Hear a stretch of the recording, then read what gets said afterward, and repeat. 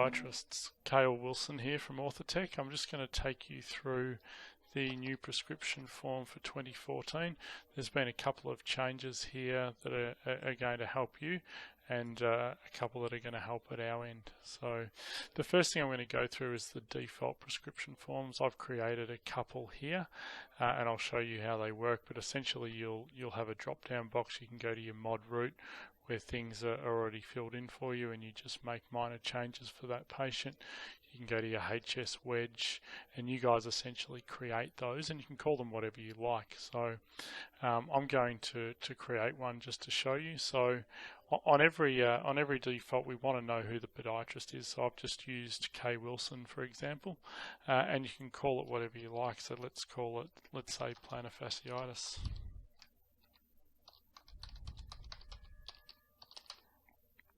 You then fill in whatever you want on here. Maybe you do a part first ray fill, maybe a medium arch, maybe you use composite, heel post, foam heel spur accommodation, 18mm heel cups, and PFA. What you then do is simply save as default form, and that's then added to your list in here. What we recommend that you do is have at least one blank form, just like that, with your name on it, and after you've created your defaults, or if you create new ones, just resave that one as the last one. That'll go to the top of the list, and that'll be the one that opens up when you take a new scan. That way you have a blank script in front of the patient and not one of the default ones. The reason, now you need to register all of these, including the blank one, with us. So we want you to highlight it, press Control C, bring up an email, put it in the subject line, Control V to paste it in, and send it to prescriptions@Orthotech. And that goes for each of these that you create. So just a quick copy and paste into an email.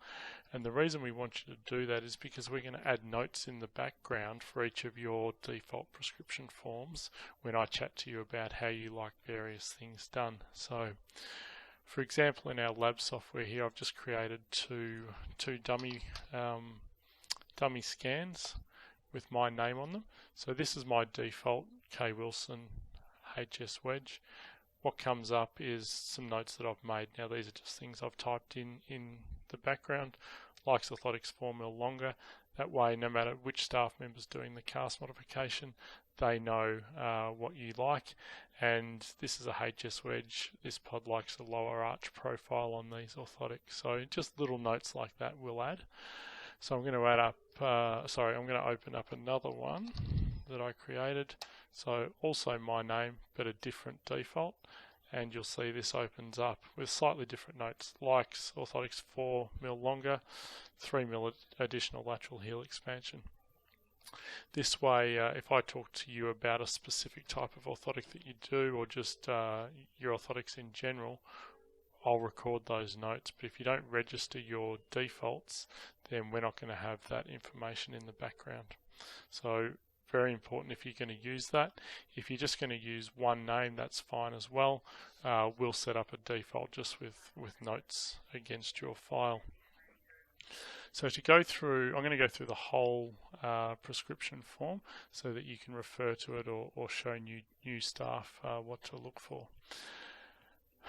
Everything in the first column and a half is cast modifications or cast shell modifications. So anything that happens in here we're going to do in our lab software. Rear foot varus or valgus defaults to varus, but in old terms that's the nail in the first met head. So we're going to invert the cast, let's say 4 degrees. We will then balance the forefoot automatically, so you don't need to write down that you want the forefoot balanced. In fact, if you don't want the forefoot balanced, we want you to tell us, because the majority of our clients do want us to do that. Forefoot varus or valgus, that is an intrinsic correction. So Forefoot varices intrinsically are not very common because you're going to increase support underneath the first ray, you're going to dorsiflex the first ray. You can create a point of irritation as they pronate back onto the device.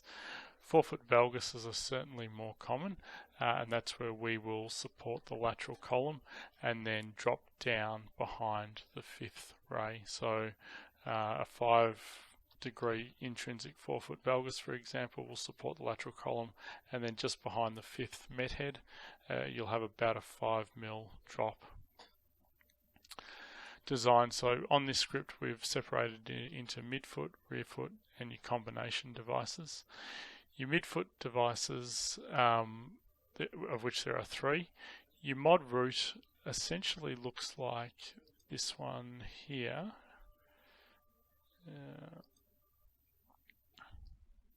So your modified root, your medial arch, it's quite controlling underneath your first ray.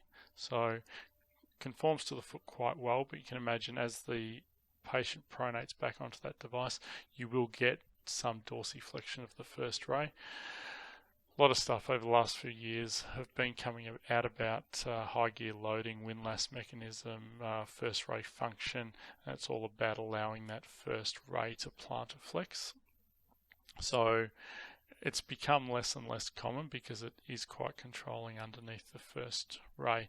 The degree to which it controls is going to be largely determined by the foot shape of that patient, but in essence, essentially that's what it's going to look like on the medial side. If we move to the next one, the part first ray fill. So what we do is a part fill underneath that first ray to allow it to plantar flex, and the part first ray fill is probably our most common device. So if I bring that up, you can see through this part here we've done a fill on the cast to allow that first ray to drop.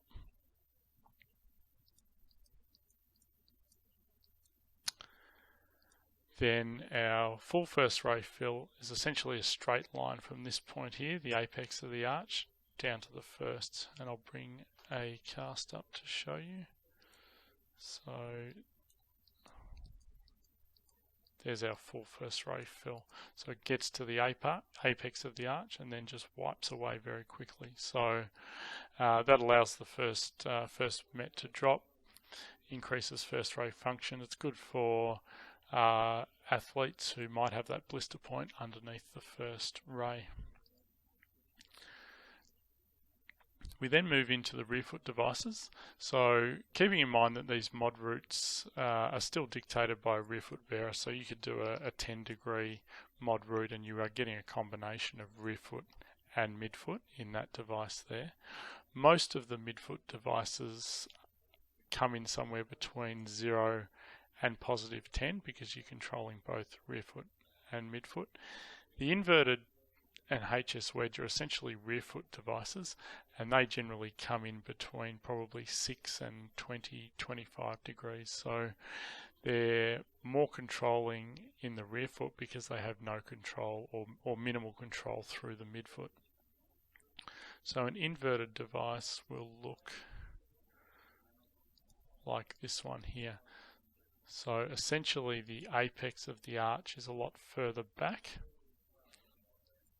and the control we're getting is really on that line, so through here. So you're really medial calc, good for that medial subtalar joint axis. We occasionally get podiatrists who order inverted devices and then say that it doesn't contour the foot very well. You need to keep in mind that the arch is going to come up through here. It might peak there and then come back down. We are controlling it up to the point of the sustentaculum tali, and then we are dropping it back down to the first. So it's really not designed to control the mid part of the arch. It'll have a normal heel cup like a mod root, so it still cups the heel very well. So you'll see that nice rounded. Most of these have a 8 to 18 mil heel cup, whereas the HS wedge doesn't have that heel cup at all. So if I bring up a HS wedge to show you, that's a HS mid. Okay, so HS wedge also peaks at sus and taculum talo, so it peaks very early and then drops away quite quickly. The heel skive, which is essentially what the HS stands for, is a skive from lateral to medial. So you don't get that nice rounded heel that you do through your mod roots and inverted devices. And I liken it to putting essentially a doorstop under the medial side of the calc. So it's really designed to invert the calc, peak very early.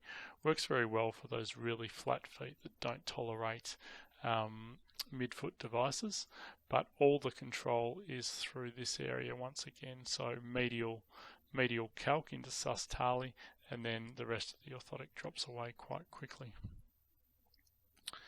The HS wedge midfoot is a new addition to our range, and essentially it's largely the same, but the apex of the arch will be more in line with the apex of the patient's arch. So we get the full heel skive through there, and then it peaks at mid-arch. So this orthotic's a 12 degree wedge, so that angle there is on 12 degrees. That is once again dictated up here. So if you do a 12 degree wedge, that's what you'll get. We do get people doing, I've got one client that does 0 degree HS wedges, so that's quite a sharp lift up into the sus and taculum talo. So any of these devices are essentially firstly based on your rear foot varus control, or valgus control if you're doing a valgus correction. Other is for things like a Josh Burns device or a Kevin Kirby device, or if your name's John Smith and we chat about a John Smith device, then you can have your own device as well. We then move on to M.S.M.A, medial longitudinal arch fill. So our minimal fill we reduce by 5%, and that creates a higher arch. So if it's a 30 mm arch height that comes through on the scan, we'll drop it to 28.5 mm. If it's a medium arch fill, we'll drop it by 25%. If it's maximal, we will drop it by 50%, so that 30 mm arch then becomes 15 mm. Alternatively, you can put in the notes the exact arch height that you want, and that might be different left to right. If you're using this, just keep in mind that that arch height there is in relation to the type of device that you order. So if we look at a midfoot HS wedge, it's going to be this height here, which is 26 mm. Or if you do a rear foot one, it's going to be this height here, which is also 26 mm, just on this example. So I can see those measurements, which you guys can't see at the moment. So you do need to measure it in line with the device that you're ordering. So either at sus tali or at midfoot. Heel expansion, so our standard is 5 mm laterally. It used to be 4 mm, but we've just widened our devices 1 mm. If you put something else in there, say 7 mm, then you will get 7 mm. It won't be 7 plus 5, it will be 7. So if you want an additional 5 mm, you need to take that up to 10. Heel width, that enables you to put in a measurement, exactly what you want. So I've got a few podiatrists that will measure with calipers the weight-bearing heel width. Just make sure you're measuring it at the anterior place of where a post would go. So we will measure it at that point there with regards to heel width. Cuboid notch we grind into the cuboid, and that's normally 2, 4, 6, 8 mm. Kirby skive is a medial heel skive, so we will bisect the cast, so through the center of the cast, and then we will do a medial heel skive on a 15 degree angle. So through there, excuse my drawing, on a 15 degree angle, and it's measured in millimeters because we're either going to grind 2, 4, 6 or 8 mm into the cast on a 15 degree angle. Calcaneal inclination angle is a new addition. It's something that we've been working on for quite some time here, and the people that have trialled it for us have had quite a lot of success. I've got quite an aggressive one here to show you. It's actually my foot. I'm wearing them at the moment, and it's essentially this angle in through there. So a more standard cast, excuse me, will look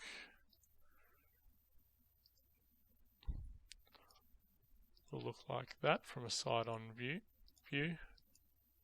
So without much control anterior to the calc, and quite minimal lateral arch support. Where are we? So we get quite a lot of anterior calcaneal support, and it's called anterior inclination angle, and it's designed to dorsiflex the calcaneus.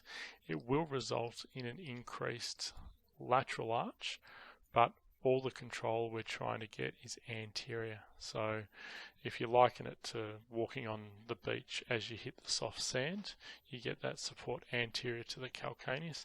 You get a dorsiflexion of the calcaneus, which reduces the rate and speed at which you pronate and assists in inverting the heel.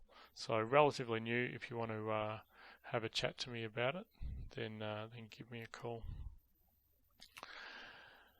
Cast elevation. This is really for high-heeled devices where you're not using a hook orthotic, which is designed to bend over the shank of a shoe. So if you're using a full heel court and your high heels are an inch, then 25mm, and it will essentially increase the lateral column of the cast because it's designed to bend over the shank of a shoe. If you do this sort of device here, it's going to be fairly specific to that height of heel. I don't envisage it being used a great deal, but if you do full heel court orthotics for high heels, then put the height of the heel in there. Lateral cast grind. That will be, well, not similar to the calcaneal inclination angle. It'll be a more gentle grind into the cast, and it will continue like that. So like a fatigue skive, I guess.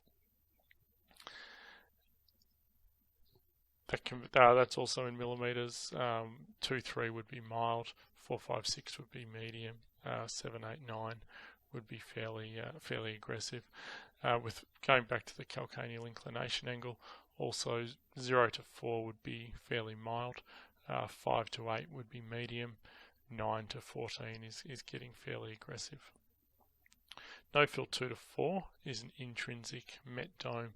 So if you use them, if we look at where an orthotic finishes there, then the no-fill 2-4 is going to be there.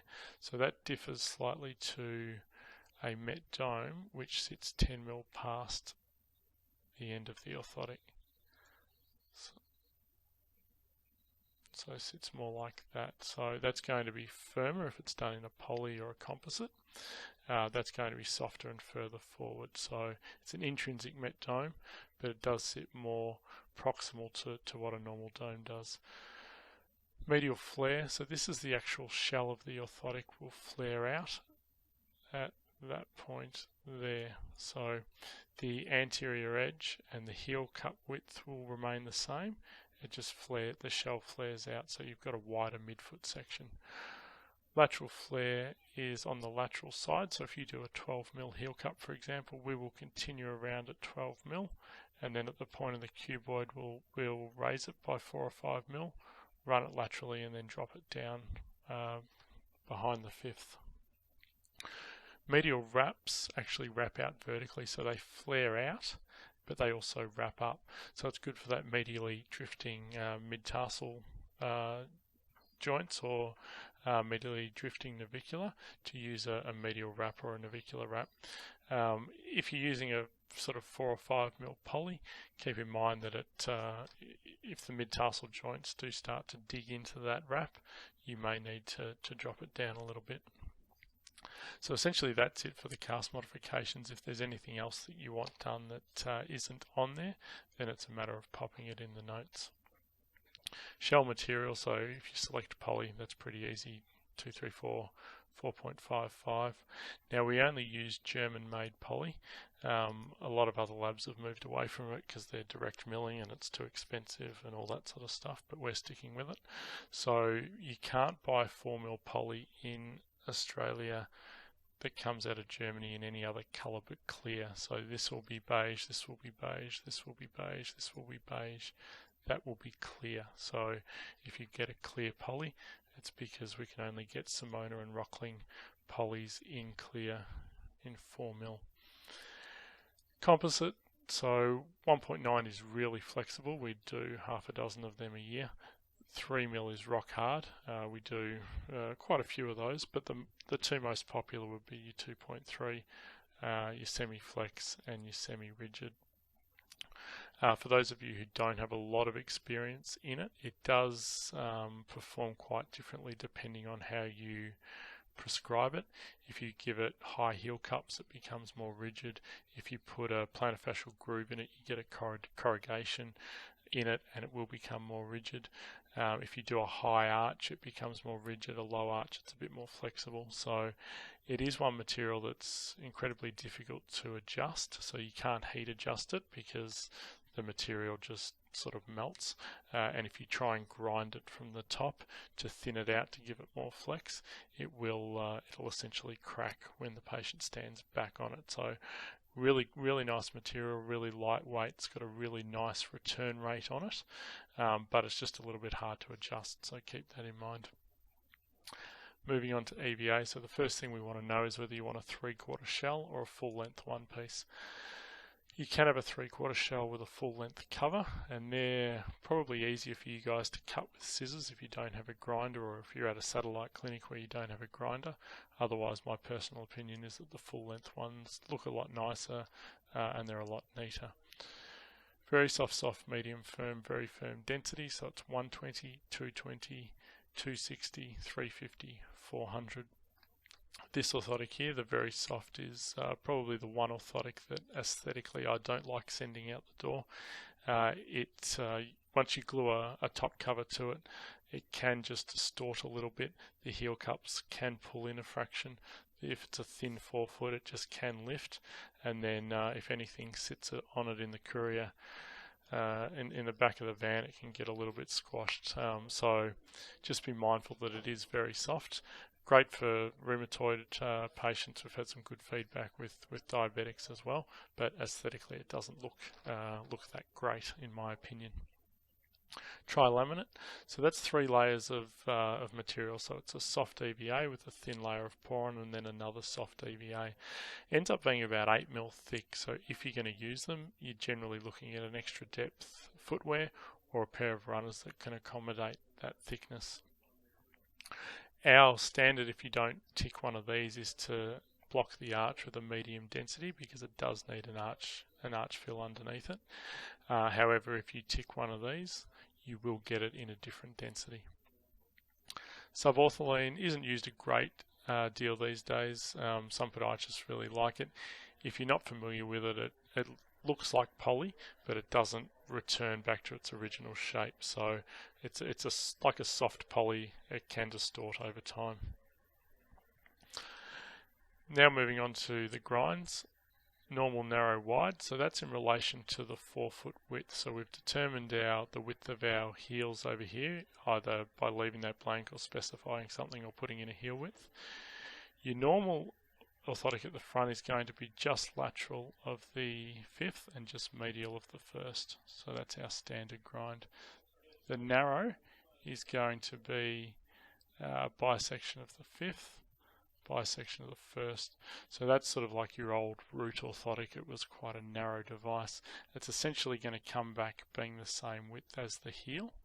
Looks a bit pencil-y to me, a bit thin, but good for narrow shoes. My personal opinion is that you should run a sulcus or full length cover so that you get more of the foot sitting on the cover, but it's up to you guys how you prescribe. With your wide, you're essentially looking at getting out to the forefoot width being more like the medial and lateral soft tissue of the foot. The hook device, so our standard width in a hook or a cobra is 1 to 3. So if I try and draw it,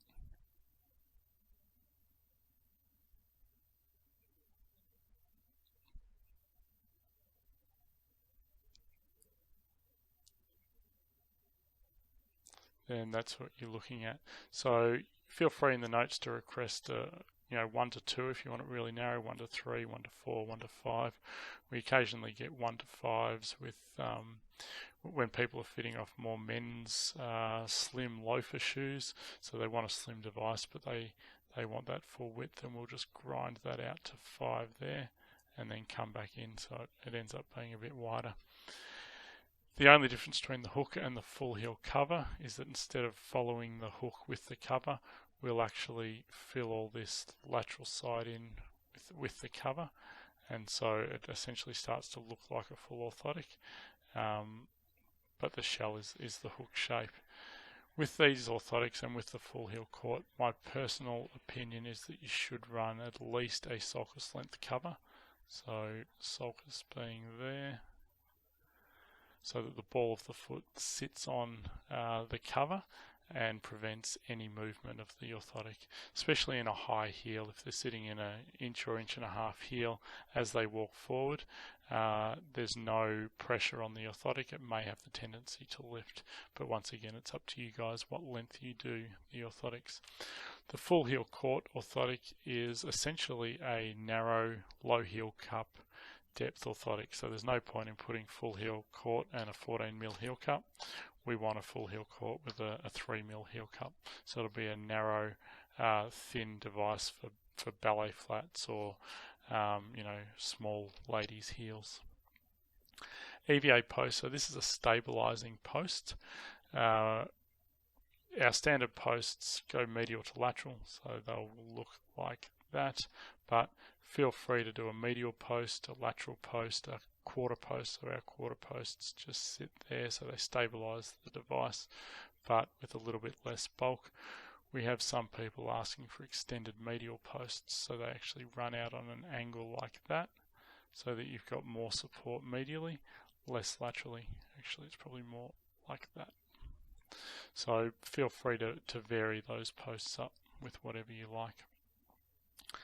Heel cup depth, so probably our most common is 12mm, but I want everyone to be aware that you can vary it up medial to lateral. So if you just have one number in there, we do a slight taper from medial to lateral, and it will be 12mm at the center of the back of the device, probably 13-14mm on the medial and 10-11 on the lateral. And we do that for shoe fit. We do it so if there's any soft tissue overhang, it can overhang the orthotic without it digging into the foot. If you like squared off heel cups, do 12-12. That means 12 medial, 12 lateral. The second number is going to be the lateral heel cup. So if you do 12-20, it's going to rise on the lateral side. If you do 20-12, it'll be high on the medial, low on the lateral. So the second number is the lateral heel cup depth measurement. Heel lift, fairly standard, it's just a heel lift, short leg, Achilles tendinopathy, tendinitis. We do essentially need a heel post on it, so if you prescribe a device without a heel post but with a heel lift like that, our standard would be to post them and then put the heel lift on, because it's incredibly difficult to put a heel lift on an orthotic without a post. In saying that, if that's what you want, put it in the notes that you do want the heel lift in the without a heel post. So we'll just stick it onto the flat spot. It's a bit hard to do, it doesn't look great, but if that's what you want, we can do it. We have had a few people doing that and getting 12mm heel raises when they've meant to put 12 in there. So just be careful with that. Our standard default, if you leave that blank, is not 0, it's actually 12. So if you do want a 0mm, please fill that in. Otherwise, if you don't put anything in there, we're going to do 12. FHSA stands for foam heel spur accommodation. Now, we will put that in the center of the orthotic unless you let us know that you want it done somewhere else. There's been some confusion with some pods asking for a calcaneal cutout and expecting a foam heel spur accommodation. A calcaneal cutout I'll touch on later, but essentially that is designed to debulk the device, and we will drill a hole. If you put in 20, we'll drill a hole 20 mil wide on the flat spot of the orthotic. And when I talk about the flat spot, I'm essentially talking about this area here. So this orthotic is a 4-degree varus, and so the flat spot's slightly lateral. If we open up a inverted device here, so this is 10 degrees inverted, the flat spot is there. So the more you invert the orthotic, the more that flat spot shifts laterally. So if you do a 20-degree inverted with a calcaneal cutout, it's going to be quite lateral because we have to get to the thinnest point of the orthotic, drill a hole in it, we'll then grind it paper thin. So a calcaneal cutout is to debulk the device. Very different to a foam heel spur accommodation, which if you do a 4mm poly, for example, will be 4mm thick. It will be in the center of the orthotic there, and it will be filled with poron. Now you can ask for the FHSA to be moved anterior and medial if that's where you want it, or moved to a different position, but the foam heel spur accommodation is the same thickness as the shell and filled with poron. Met dome, so our standard placement is 10mm past the shell, between 2 and 4. We have sizes met domes 1 through to 6. If you want those sizes, then please send an email to Laura and she'll send you 1 through to 6. If you put a number in there, we will use it. If you want it tapered to half height, please put it in the notes. Sorry, taper met dome to half height. And our standard placement is 2 to 4, but you can put in here 3 to 5 if you want it moved laterally. You can put 1 to 3 if you want it moved medial. You can put it 1 to 4 if you want it wider and slightly medial. People used to describe what they wanted in this placement. So we've had it restricted, and this sign will come up saying too many letters. Please input into notes for lab staff. Reason being is we print these scripts out. So over here as well, if you try and type too much, it'll come up with an error. There are a couple that aren't restricted. I think calcaneal cutout is one that isn't. So you can keep typing in there, but we ask that you don't do that because we are printing these out. That's essentially designed for a measurement, so you shouldn't need to write too much in there. If you put small fits in there, then you're really leaving it up to sort of lab discretion to do a small dome based on the size of that foot. So if you're happy for us to do that, and many people are, then that's fine. Small, medium, large is fine as well.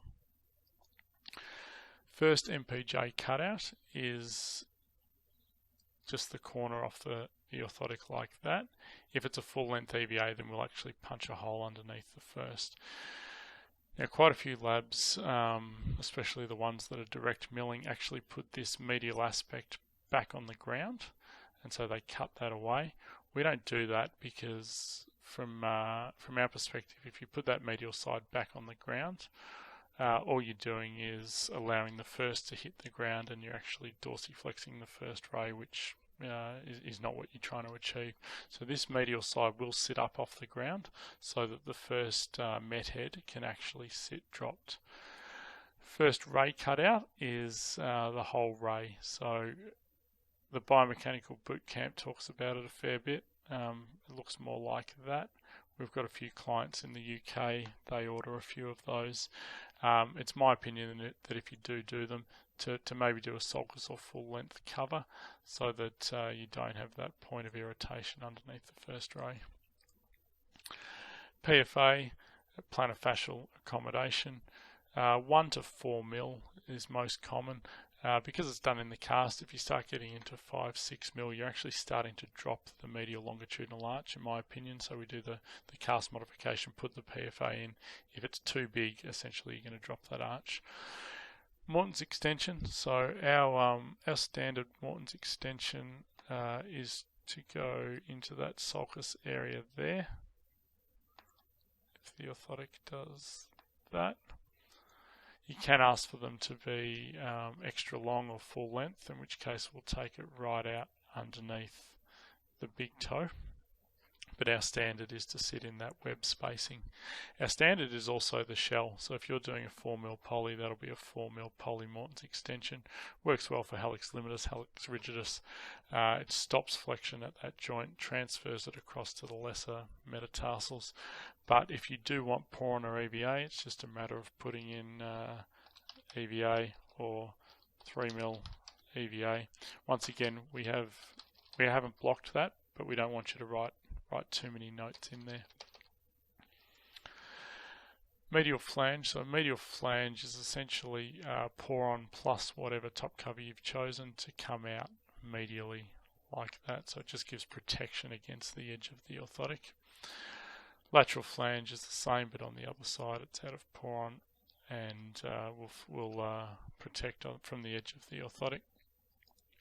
Arch fills go underneath the orthotic, and you can have those in EVA or poron. If you want them in EVA, our standard is, if you just put EVA, our standard will be 350. If you put poron, then, or poron or EVA, we're going to scallop out the underneath so that it fits well into a shoe. So if you want it as a full arch block for you to adjust yourself, put in the notes that you want the EVA arch fill to be a solid arch fill so that you can grind it back. Otherwise we will grind it so that it fits in the shoe. I get some people asking me, why would you bother with poron as an arch fill? If you do a 2mm poly device with a poron arch fill, essentially what you're doing is increasing the rate of return at which that orthotic will rebound. So if you, as they pronate through it, it actually springs back very quickly. So it's becoming more and more popular in sporting orthotics to get a quick rebound as they pronate into that device. The EVAs are essentially more so to make it a stiffer device and to give you guys the ability to change that that rebound and that stiffness. We do have one clinic in Sydney that sent us 3 or 4 different types of arch fills, and so they will put in here 260 and then down here Skive 3, and that relates to number 3 that we have sitting there. So feel free to do that if you want. Otherwise, we have our standard way that we grind them back. Calcaneal cutout we went through before. That's designed to debulk the device, almost like a hook orthotic, in that you're getting right down to the base of the shell, and we're grinding through it. And that is going to be the diameter of the hole. So if you want 10mm, it's just going to be a small cutout. If you want 30mm, it's going to be quite a big hole in the base. Out toe gate plates. Now some labs, in my opinion, just get this wrong, and so we've put this in so that there's no confusion if you've been using another lab. Out toe gate plates, they correct patients that are in toeing, and they sit out underneath the fifth like that. An in toe gate plate is for an out toeing patient, and it sits underneath the big toe like that. UCBLs, high medial and lateral heel cups. So the standard way that we do it, if you put 25mm in here, we're going to start 25mm posterior to the arch. We're going to run it all the way around at that 25mm, and then we'll drop it down behind the fifth. So that's our standard. Some people like that 25mm to be extended up to the first. Whoops, so out there. It's really used for your cerebral palsy type patients or patients where you're really trying to lock up the foot and minimize movement. If you do them, then maybe have a chat to us and we can work out how you want them done. gets back to those defaults. That's where we can make notes about how you like things to be done. Cover length. So this used to say length, it now says cover length because some podiatrists kept asking me if it was the shell length. If you want a sulcus or full length shell for toe walking or turf toe or something like that, then put in the notes that you want the polypropylene shell to go all the way to the toes. Otherwise, we're essentially talking about the cover. So three covers, met, sulcus, full length. Poron here, so you've got your thickness of poron. That's rarely used, although with Revere sandals or Comp sandals, sometimes people use that to bulk up the forefoot, or Zaire I should say. If you do a full length and then 3.2 for example, we want to know, do you want it just on the shell? You might be doing a full length neoprene, there's some midfoot issues and you just want that additional poron on the shell and not on the extension. Do you want it just on the extension and not on the shell to debulk it, or do you want it running through both? So S&E stands for shell and extension, so they're the three options there. Standard and express, so 3-day turnaround, and the standard 8 working day. Covers, vinyl. Now we had a few people tick vinyl and then tick the R thinking they'd get red vinyl. That is red, but it's for red drawing. That's green. It's a green drawing. That's blue. It's blue drawing. That's black drawing. So if you want red vinyl, it goes in there. You can have just about any colour you like except for white. Leather comes in black, pink and tan. A and B, if you're not familiar with it, is antimicrobial. It's purple and a silver colour. A little bit ugly, looks like it was made in the 70s and they haven't changed it, but it's got a silver nitrate in it, so it does have antimicrobial properties. It's probably halfway between a vinyl and a leather, quite a hard wearing cover. Good if orthotics get wet a lot as well. Neoprene, we've been through quite a few in the past. We are currently using Opulex Performance and we're not changing it. We don't use Spenco and things like that. Spenco essentially changed their formula and it became very soft. So Opulex is a very hard wearing good neoprene. It only comes in black. Our standard at the moment is 3mm. You can ask for 1.5mm in there. We're getting more and more requests for 1.5mm. In the future we may make 1.5mm our standard, but we'll let you know if we do that. Suede, we used to buy it from Zaire. It's tan coloured. It's good for women's sandals where they're going to be wearing them in bare feet. It's good if you just want a tan coloured leather, I guess, where patients aren't going to notice them in their shoes. EVA is Lunasoft. We do have Jelly Bean, blue and white cloud, purple, red, black, a couple of other different colours. I'm going to do up some photo swatches and send them out. Perforated EVA is Lunasoft with little holes in it, and PS Splice only comes in black. If you're not familiar with it, it's like a thin felt. It's a really nice looking material. The orthotics look really nice. But if the patient sweats or if the orthotics get wet, they can end up a bit slimy. You can draw on here as I've been doing throughout this video. This section here is for you guys to make clinical notes or notes for one another. If you use a generic name up here like Melbourne Podiatry and you've got 5 podiatrists, it's good just to put the name of the podiatrist here, and that way when we ring up the number we know which podiatrist has done it and we can speak to them if we have any issues.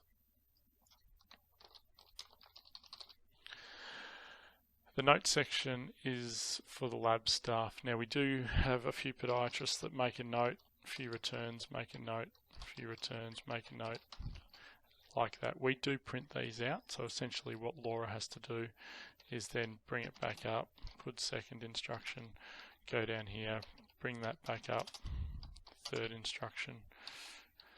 So it's a bit of a waste of time for her, for people that do that. So if you can get in the habit of creating instructions like this, 1, 2, 3, 4, nice and clear, because the other thing some people do is they start typing away.